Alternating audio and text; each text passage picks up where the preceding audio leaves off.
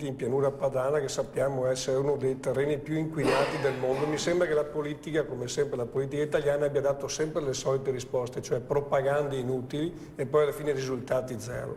Non è stato fatto nulla, ma nemmeno in tante grandi città. Roma e Milano hanno due metropolitane che sono degne neanche della peggiore città africana, con tutto rispetto per l'Africa. Cioè, se uno va a Parigi o va a Londra si rende conto che la metropolitana lì è una cosa seria, da noi non esiste.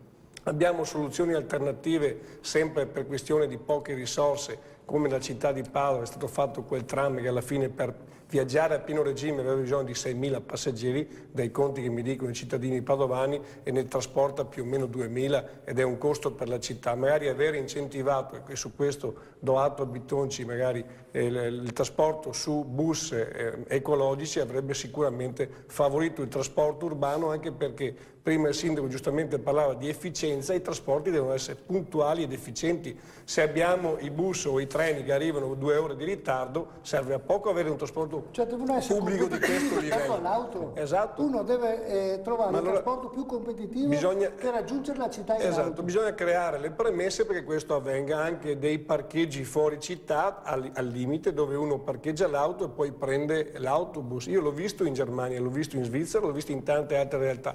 Se posso farle un'osservazione, io ne vedo parecchi, per esempio in provincia di Venezia, e li vedo sempre vuoti. Nel senso che dal punto di vista culturale spesso molte persone preferiscono comunque andare in auto. E allora intervenga la